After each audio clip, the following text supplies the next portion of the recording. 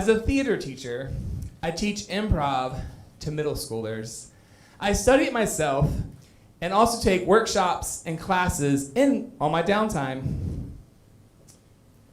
By show of hands, who has heard of improv? Wow. Who has seen improv shows like Whose Line Is It Anyway? Great. So many of you are familiar with actors up on stage making up comedic scenes on the spot with no script. It's fascinating to watch.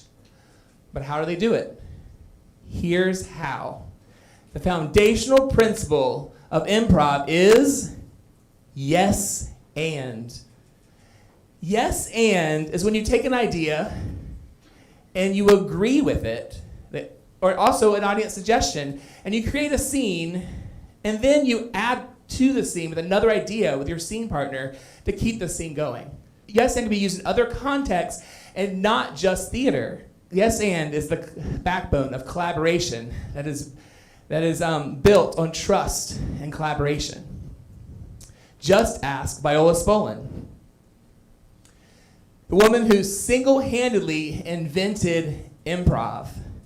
She was a single mother and a trauma supervisor and social worker at Hull House, where she created games to build trust and collaboration and community, but not just for performance at first.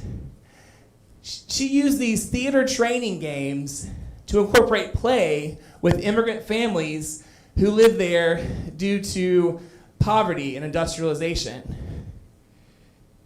Hull House was the birthplace of the audience suggestion and included the first group of improvisers in Chicago. Viola used improv to help her clients and also to bridge the gap between immigrant families. Viola understood that people are programmed to learn through play. She created hundreds of games to teach children and adults to build trust and community. Improv was a major disruption at that time. It was a brand new way of training actors, building an ensemble, and writing new scripts. The work of like pressing and current issues, the work was flexible and adaptable and designed for the masses, not just your elite theater-going crowd. Viola isn't alone in her thinking. We have a wealth of studies to draw from. A report from the American Academy of Pediatrics highlights the need and importance of play for promoting healthy child development, especially for children living in poverty whose access to safe and playful experiences may be lacking. The LEGO Foundation differentiates between shallow learning, memorizing facts, from deep learning, engaging in concepts, and real context with real life implications. But it doesn't stop there. They go on to say that a critical requirement for learning through play is that children must experience agency. They must be supported rather than directed. Sounds a lot like improvisation, doesn't it? Viola was onto something, and her own son may have been the first person to see the potential for her methods. Paul Sills, who she raised during the Great Depression. Viola would invite her friends over to her house, and they would play games, and he would watch. And this is where the roots of improv theater, as we know today, started. Then, after that, Paul and David Shepard created a theater company called the Playwrights Theater Club. And they would invite Viola to help move the players out of intellect into their instinct through these games. The theater then was established as the Compass Theater. A new theater was established as the first true improvisational theater in the U.S. Again, Viola was brought in to connect the players through her games. It only lasted 2 years, and then they opened up a new cabaret. It was called The Second City. Their work was new and innovative, and it explored new forms of comedy that have never been seen before. From this to this day, all schools of improv are based on Viola's games. Second City is still thriving today and is home to some of the best comedians and actors of all time. Amy Poehler, Tina Fey, Mike Myers, Gilda Radner, Steve Carell, Dan Aykroyd, and the list goes on and on. Now, I have used and experienced the power of yes and in my own life. When I was 5 weeks old, I was put up for adoption.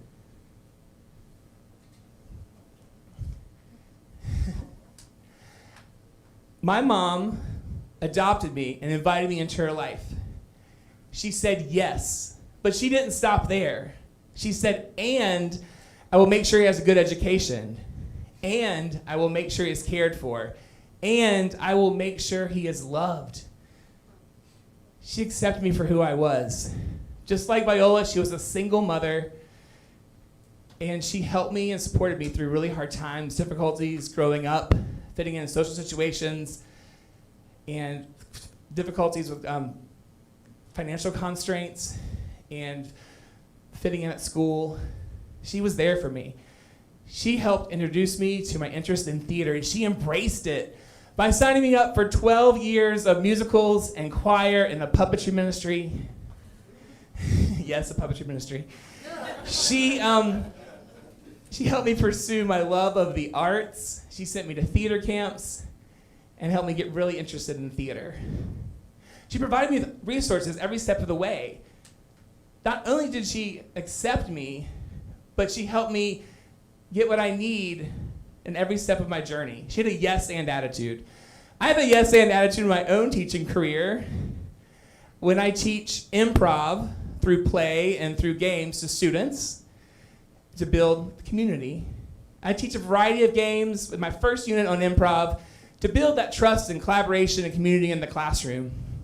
I explore the who, where, and what, just like Viola Spolin teaches in her games. My students' favorite game is freeze. Have you heard of it? When two kids are up on stage and they're frozen in a position, and the two other kids come up and they unfreeze and take their position with a new action and create a new scene. They love that game. The yes and it's not just games though. I use yes and when teaching students and meeting students' needs every day when there's a disruption in teaching. So when there's sometimes a no response from students, I have to give a yes response and add something to help them. You know, a detour from instruction is not necessarily a disruption. This happened in my playwriting class with 7th grade. I used long-form improv to teach playwriting, where students could brainstorm the seeds of ideas of their plays on stage with long-form improv. They engaged in play, and they created scripts and a quality play to produce on stage. It was their idea, and they loved it. I also use yes and in performances, like the performance of the Fairy Tale Network, the outside production last year. Some of you might remember it was disrupted by a blown transformer on campus with lots of smoke and lots of power. But we had to keep going. We said yes, and we'll put it on a show with a Bluetooth speaker for sound cues and adapted to no mics outside. We kept going. We had a can-do attitude. The show must go on, as they say. I use yes and on a daily basis at school when when the lesson does not go as planned, when the copier is broken or the Wi-Fi is out. Am I right? And I have to think on my feet and go to plan B. Just this year, the news just arrived for a cast of Honk Jr. And we didn't know they were going to come until the last minute. We had 10 minutes to get ready for the news. We scrambled to put costumes on. We had to tidy up the room. We had to go on with rehearsal anyway and prepare for them. We said, yes, we will be on the news, and let's just find costumes that fit each character. And we did it. Yes, and the power of play can make us better teachers, parents, co-workers, and community builders. As a teacher, it teaches me flexibility to deal with challenges every day. As parents and in any job, you can use the same flexibility. You can have a different outlook on parenting when you can help a child who's saying no to a hobby or a sport or a new risk by introducing them to a world of yes and. Yes and is powerful. And as it can be used, improv training can be used in any workplace. As a community builder, you can forge relationships with a strong, connected group of people who work well together to achieve great things. Staying in the moment, you can work with what you have. Yes, and at its heart, is about accepting any situation at any given moment and finding a way to move forward in that situation. We think on our feet daily. Yes, and is an everyday skill for any situation. It is a fundamental resource to help us with any disruption. When we adapt to change, we create a flow of ideas. We notice, and we listen, and we are present, and we pivot what we hear. And then we let go of judgment and accept what's before us instead of blocking the flow of ideas. Around my 40th birthday, the caseworker at the Children's Home Society in Greensboro gave me a call. Diane said, your mom wants to meet you. My birth mom wants to meet me. This is so exciting. I said yes.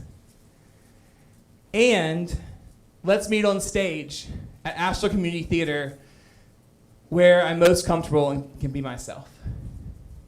My birth mom in turn said yes. And she accepted me into her family. We still see each other for visits to Asheville and holidays. When someone asks me about my family, I say, well, I have two moms. Yes, and has the power to change lives and create opportunities and experiences that otherwise may not be possible. Yes, the principles of improv can be used in fun comedic scenes on stage, and they can do so much more. They can build trust and community through collaboration.